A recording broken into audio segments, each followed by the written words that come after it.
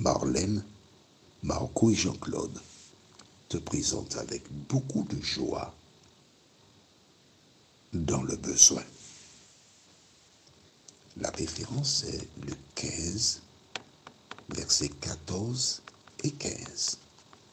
Le 15, versets 14 et 15. Juste avant, invoquons la présence de Dieu. Seigneur, je reste convaincu que celles et ceux qui te cherchent ont lu Actes chapitre 2. Seigneur, je reste convaincu que ceux qui veulent être sauvés ont reconnu leur péché parce qu'ils ont agi en opposition avec la parole de Dieu. Ils t'ont demandé pardon et qu'ils se sont engagés à vivre conformément à la parole. Seigneur, je suis convaincu qu'une femme, qu'un homme, sans attendre l'accord de dirigeants, s'est engagé à appliquer la parole dans sa vie. Car ce n'est qu'ainsi, lorsqu'une personne a compris qu'elle met en pratique, elle contaminera une autre, puis une autre. On se passera le mot. On appliquera la parole. Et c'est à ce moment que nous verrons se réaliser la parole. Et le Seigneur ajoutait chaque jour à l'Église ceux qui étaient sauvés. Notre Dieu, des gens dépensent des sommes folles pour, entre guillemets, prêcher l'Évangile. Le diable se réjouit, il applaudit, il est content. Ce dont l'Église a besoin,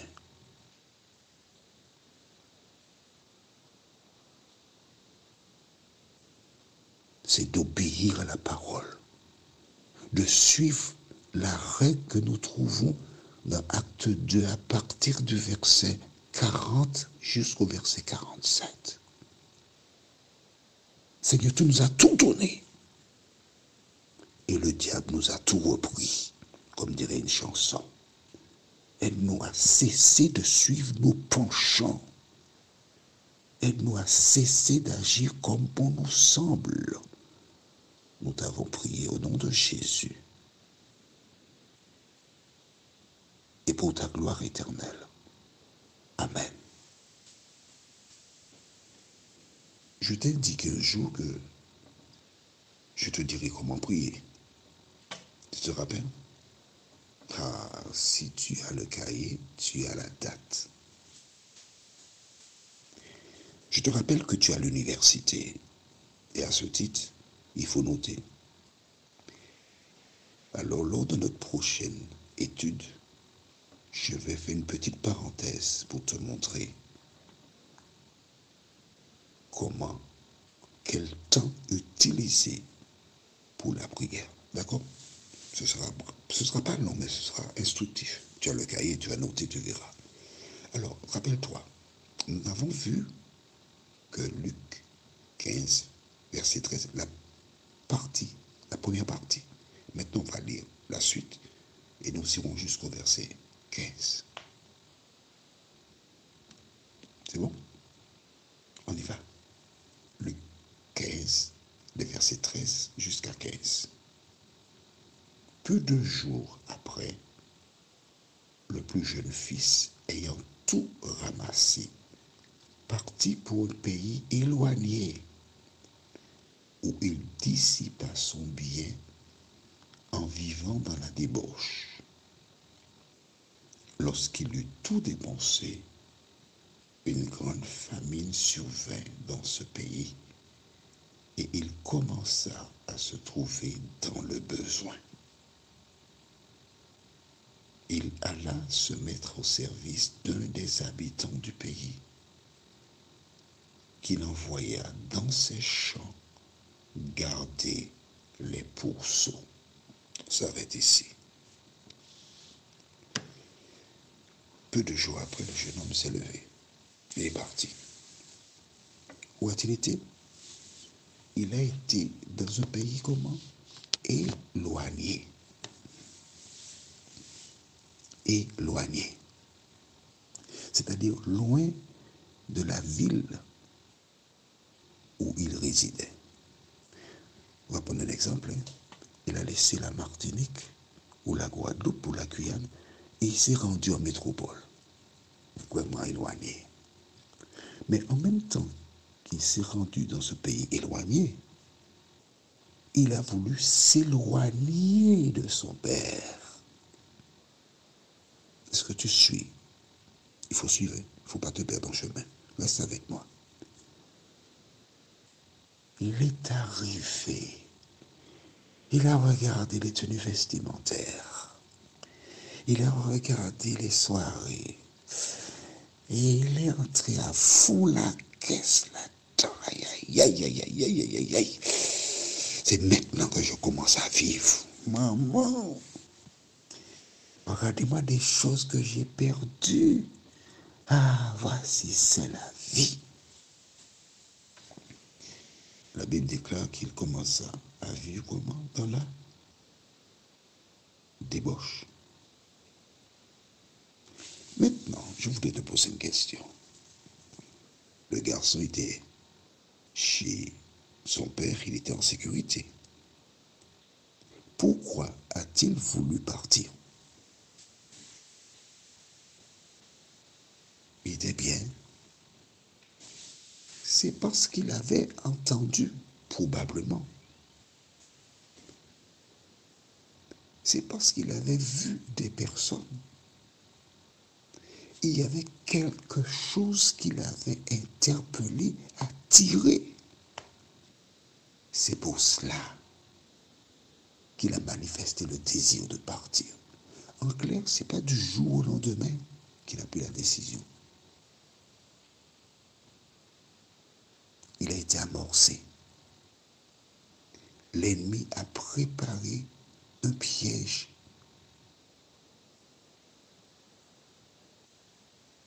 Et il est tombé dans le piège. Il est parti. Et tu vois bien, on te dit, regarde bien, au verset 14, donc juste la fin du verset 13, d'accord? Et en trois passé, parti pour un pays éloigné, où il dissipa son bien en vivant dans la débauche. Dissiper son bien. Bon, jeter l'argent par la fenêtre. Tu sais, il y a des personnes qui ne sont pas des gestionnaires. Des personnes qui travaillent au début du mois. Lorsque l'argent arrive, c'est pour boucher des trous. Et ils vivent dans le surendettement. Et ces personnes qui vivent dans le surendettement, c'est une manière de vivre. Même si elles vivent près de personnes qui savent gérer, elles aiment vivre dans le surendettement. C'est une maladie parfois. Mais lui, il a dépensé son argent dans quoi? Dans la débauche. Il a rencontré des filles avec qui il sortait. Mais attention, manucure, pédicure, coiffeuse, massage, vêtements, ça coûte, oui. Ça coûte. Et puisqu'il avait de l'argent, forcément, il avait du succès. Et les filles, maman, c'était le coq du village. Ah, mes amis, regardez-moi ce que j'ai raté depuis toutes ces années. Mais au fil des jours, l'argent, c'est comme la glace au soleil, ça fond. Et voici, il a tout dépensé. Il se retrouve au même niveau que ces jeunes qui n'ont rien.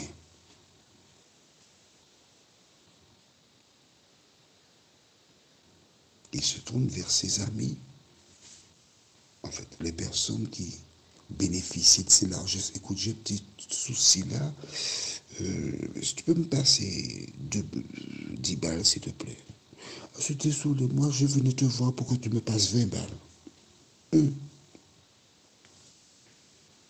Et le garçon se trouve en difficulté. Pourquoi? Dis-moi pourquoi. Écris dans le cahier pourquoi.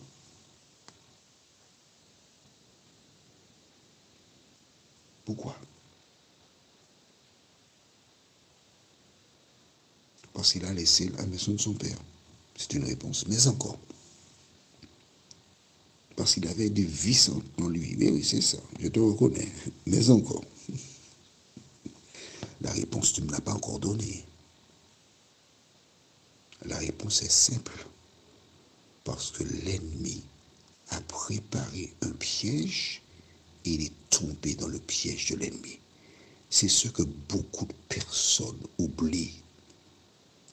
C'est ce que beaucoup de personnes n'ont pas encore compris. Tous, toi et moi, nous sommes des tourterelles volants. Le diable et ses agents, un tiers des anges, sont des chasseurs qui désirent nous descendre. Tous, nous pouvons être tués à tout moment. Notre seule sauvegarde consiste premièrement à lire la parole, deuxièmement à la mettre en pratique, troisièmement à nous réchauffer, à nous encourager mutuellement, à nous donner la main, parce que c'est ensemble que nous sommes forts. Ce jeune homme s'est retrouvé seul, le diable l'a isolé, c'est comme ça, oui. Regarde dans les documentaires. Quand un lion aperçoit un troupeau, que fait-il? Il observe, il attend. Et que fait-il? Soudain, il se lance à la poursuite du troupeau. Mais il y a tellement de gazelles, il ne sait pas laquelle sélectionner. Il suffit qu'une gazelle laisse le troupeau, et que fait-il? Il se focalise sur cette gazelle. Elle est déjà morte. À quel moment est-elle morte? Dès qu'elle laisse le troupeau, elle est morte. Dès qu'une personne de ta communauté laisse, si tu n'interviens pas pour le ramener, il est mort et Dieu te demandera des comptes. Tu risques d'être perdu. Juste pour ça, prions notre Seigneur et notre Dieu. Nous réalisons que nous sommes loin du modèle divin. Nous réalisons que Jésus a tout mis là pour nous. Mais nous avons été négligents, Seigneur. Nous te demandons pardon. Je profite, Seigneur, à travers cet audio pour te présenter sur Paris ces deux jeunes, Marc et Jean, que je recherche depuis un moment. Seigneur, merci de les visiter.